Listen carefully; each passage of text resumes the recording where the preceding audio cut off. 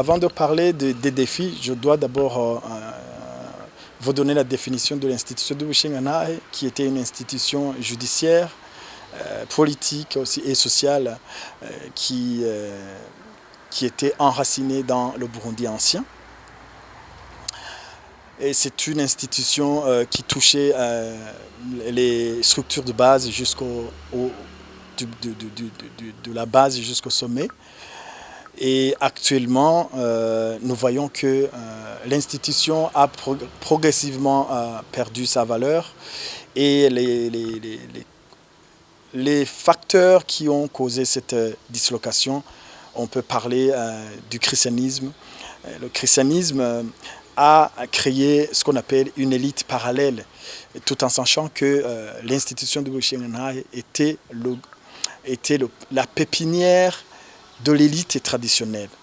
Pour gravir les échelons, pour devenir un Bushingantahe, tu devais gravir les échelons de l'excellence, de l'élite. Et le christianisme alors a créé une élite parallèle, c'est-à-dire en introduisant le catéchisme, la confirmation, pour dire qu'il fallait gravir tous ces échelons pour devenir quelqu'un d'autre, différent de Bushingantahe. Le second facteur, c'est la colonisation. La colonisation a détruit les institutions traditionnelles, en commençant par le Mwami, et les Banyamabanga et aussi les Bushingantahe.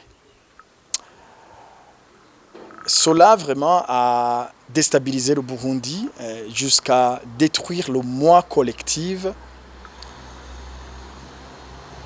Et c'est suivi aussi les régimes républicains qui ont utilisé l'institution de Bushingantahe comme un bouclier pour traiter une situation déterminée avec des problèmes spécifiques.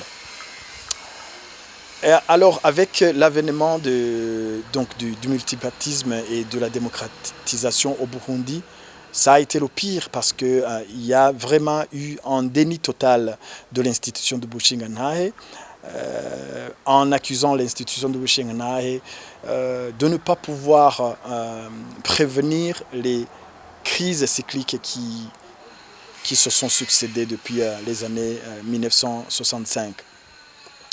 Et donc du coup, vous comprenez que la perte de la valeur de Bushingantahe, je dis de la valeur de Bushingantahe, va progressivement plonger le Burundi dans un vide du moi collectif, dans un vide du moi collectif.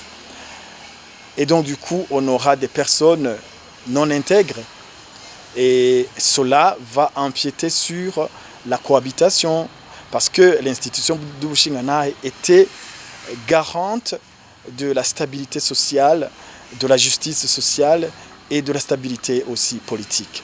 Donc c'est vraiment dommage parce que c'est à partir des familles que la personnalité de base se construit.